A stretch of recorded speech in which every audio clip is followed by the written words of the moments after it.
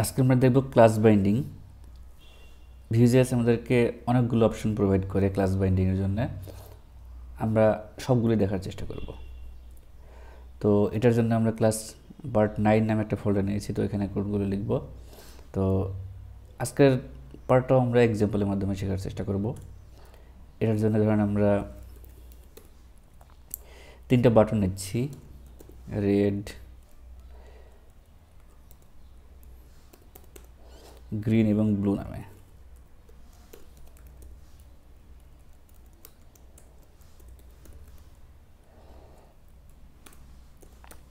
এবং line break নিয়ে এখানে একটি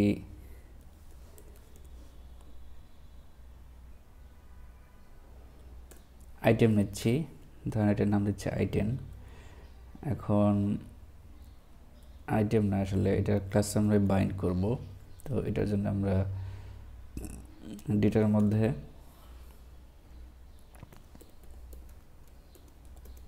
অ্যাক্টিভ ক্লাস নামে একটা ধরেন প্রপার্টি ডিফাইন করতেছি। এটার নাম দিচ্ছি, যার ভ্যালু দিচ্ছি রেড, ইনিশিয়ালি রেড থাকবে। আর এটার জন্য আমি এখানে কয়েকটি ক্লাস বানিয়ে নিয়েছি। দেখেন এখানে রেড, গ্রিন এবং ব্লু নামে কয়েকটি ক্লাস বানিয়েছি। তো আমরা চাচ্ছি যে এখানে এই ক্লাস নেমটা বাইন্ড করব, colon class equal to active class দিলাম। তাহলে ইনিশিয়ালি কিন্তু অ্যাক্টিভ ক্লাসের ভ্যালু রেড আছে, তাহলে আমাদের এখানে ওইটার ভ্যালু হচ্ছে রেড এবং রেড ব্যাকগ্রাউন্ড দেখাবে।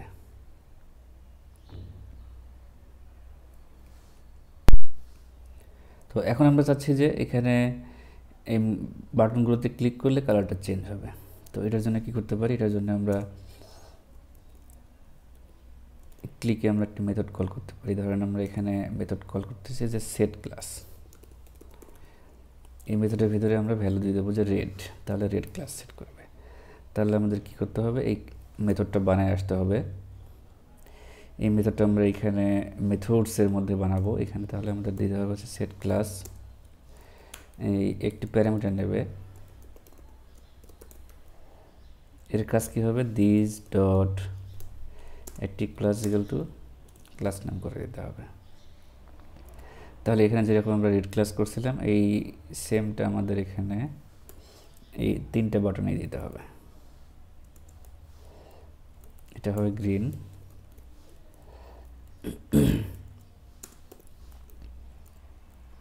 এটা হবে ব্লু। তাহলে যদি আমরা এটা রিলোড করি তাহলে দেখেন এখানে রেডে ক্লিক করলে রেড হচ্ছে, গ্রিনে ক্লিক করলে গ্রিন হচ্ছে, ব্লুতে ক্লিক করলে ব্লু হচ্ছে। ওকে, তো এখন পর্যন্ত আমরা যেটা দেখালাম এটা কিন্তু আসলে ক্লাস বাইন্ডিং না, এটা হচ্ছে নর্মাল অ্যাট্রিবিউট বাইন্ডিং। কারণ হচ্ছে ক্লাসও কিন্তু একটি অ্যাট্রিবিউট, HTML অ্যাট্রিবিউট, আমরা জাস্ট সেই অ্যাট্রিবিউটটাকে বাইন্ড করলাম। এখানে ক্লাস বাইন্ডিংয়ের আসলে কিছুই দেখানো হয়নি। তো ভিউজেস ক্লাস বাইন্ডিংয়ের জন্য আমাদের যে অপশনগুলো প্রোভাইড করে এখন সেইগুলো দেখব। এটার জন্য আমরা এটা তো ডিভে ক্লাস বাইন্ড করেছিলাম, আমরা এটা বাইন্ড করবো এখন হচ্ছে এই বাটনের মধ্যে। তো বাটনের জন্য ক্লাস বাইন্ডিংয়ের জন্য আমরা এখানে বাটনের পরে আমরা অ্যাক্টিভ নামে একটি ক্লাস নিয়েছি।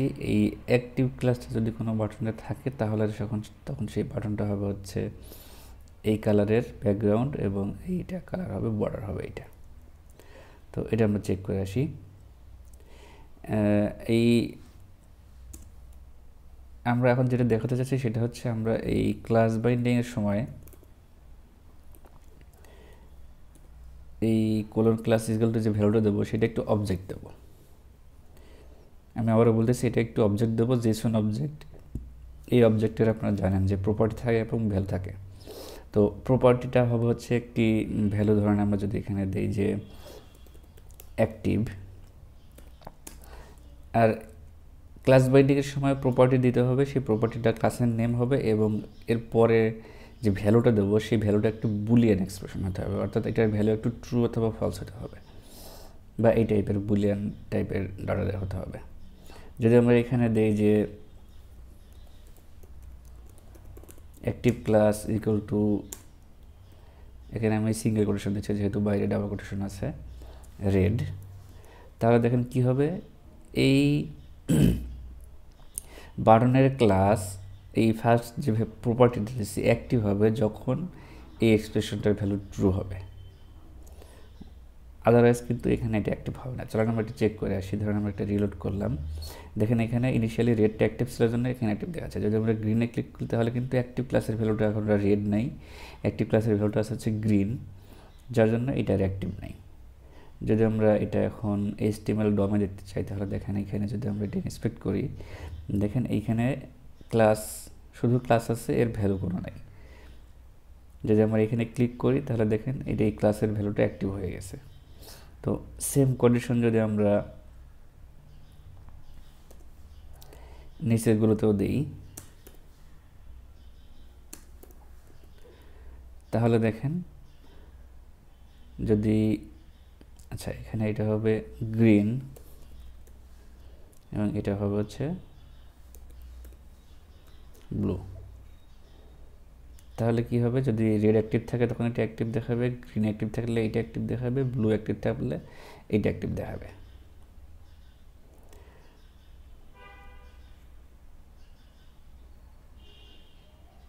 আমরা আবার দেখি, দেখেন এখানে যদি গ্রিন অ্যাক্টিভ করি তাহলে এই সেকেন্ড বাটনটার ক্লাস অ্যাক্টিভ হয়ে যাচ্ছে, যদি আমরা ব্লু অ্যাক্টিভ করি তাহলে এটা অ্যাক্টিভ হয়ে যাচ্ছে।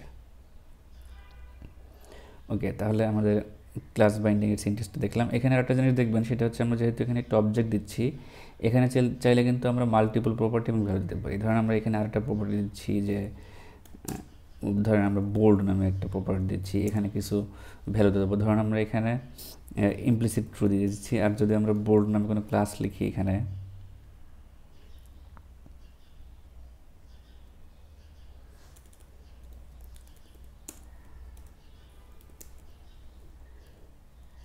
ফন্ট ওয়েট বোল্ড, তাহলে কি হবে দেখেন এখানে অলওয়েজ বোল্ড ভ্যালু ট্রু হচ্ছে। যখন এখানে অ্যাক্টিভ করছি তখন এটা অ্যাক্টিভও হচ্ছে, ট্রু হচ্ছে। আমাদের এখানে দেখেন ক্লাসের ভ্যালু অ্যাক্টিভ আছে, বোল্ড আছে, কারণ হচ্ছে বোল্ডের ভ্যালুটা ইমপ্লিসিট আমরা ট্রু করে দিয়েছি। আচ্ছা, এটা তো জাস্ট দেখানোর জন্য বললাম। তার মানে আমরা কি এখানে এই অবজেক্টের যতগুলো প্রপার্টি দেবো এবং ভ্যালু দেবো, যেসব ভ্যালুয়ের এই এক্সপ্রেশনের ভ্যালুটা ট্রু হবে সেইগুলোর ক্লাসগুলো এখানে বসে যাবে, আর যেগুলো ফলস হবে সেগুলো এখানে বসবে না। ওকে, এটা তো আমরা দেখলাম। এখন আমরা একটা জিনিস দেখব, সেটা হচ্ছে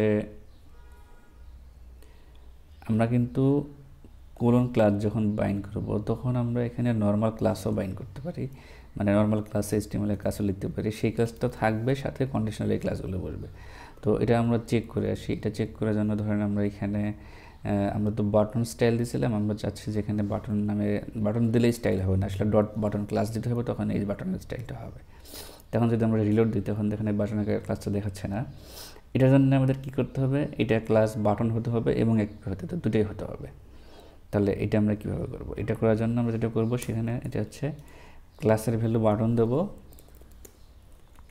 এবং কোলন ক্লাসের ভ্যালু হচ্ছে কন্ডিশনালে দেবো। তাহলে ব্যাপারটা কী হচ্ছে, দেখেন ক্লাসের ভ্যালু বাটন দিচ্ছি এবং এই ভ্যালুটা কিন্তু অলওয়েজ থাকবে, এখানে যেহেতু কন্ডিশনাল বাইন্ডিং না এটা।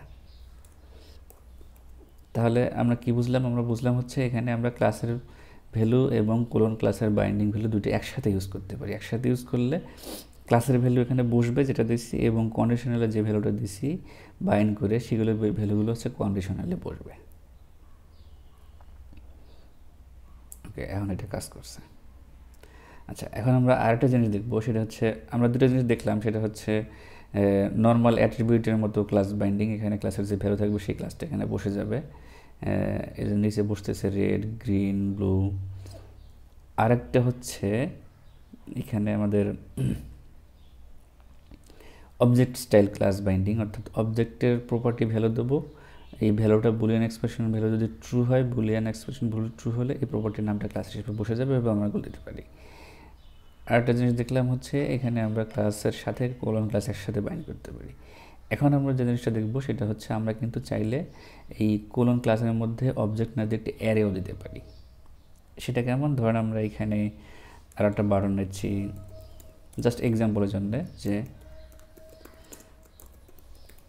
Always active. এই ক্লাসের ভ্যালু আমরা দিতে চাচ্ছি যে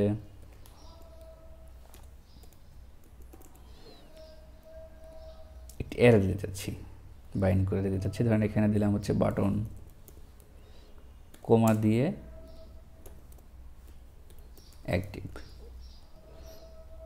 তাহলে ক্লাসের মধ্যে যেহেতু অ্যারে দিচ্ছি, এই অ্যারেগুলো সবগুলো এখানে ক্লাসে বসে যাবে। দেখেন এটা অলওয়েজ অ্যাক্টিভ আছে। আমরা যদি অ্যাক্টিভ থাকুক না কেন, যেহেতু এখানে একটা অ্যারে দিচ্ছি, অ্যারের ভিতরে যে ভ্যালুগুলো আছে স্ট্রিংয়ের ভ্যালু সবগুলো এখানে বসে যাবে। আমরা ইন্সপেক্ট করে দেখলে এখানে দেখতে পাবো যে এখানে বাটনও বসে গেছে, অ্যাক্টিভও বসে গেছে। এখন কিন্তু আমরা চাইলে এই অ্যারের মধ্যেও কিন্তু আমরা কন্ডিশনাল ভ্যালু দিতে পারি, কোনো অবজেক্ট দিতে পারি। তো এগুলো আমি দেখা যেতে চাই না, এগুলো আপনারা নিজে যাইতে দেখেন। এবং এটার জন্য ভিজুয়াল যে অফিসিয়াল ডক আছে সেই পেজটা অবশ্যই দেখে আসবেন। তো আমরা মেইন যে জিনিসগুলো দেখাতে চাচ্ছিলাম সেটা হচ্ছে আমরা ক্লাসের সাথে অ্যাট্রিবিউটের মতো একটি ভেরিয়েবল বাইন্ড করতে পারি, আর একটা হচ্ছে অবজেক্ট স্টাইল প্রপার্টি এবং ভ্যালু বাইন্ড করতে পারি, আর একটা হচ্ছে ক্লাস এবং কোলন ক্লাস একসাথে বাইন্ড করতে পারি, এবং হচ্ছে লাস্টলি আমরা দেখলাম সেটা হচ্ছে কি কোলন ক্লাসের ভেতরে আমরা একটা অ্যারেও দিতে পারি।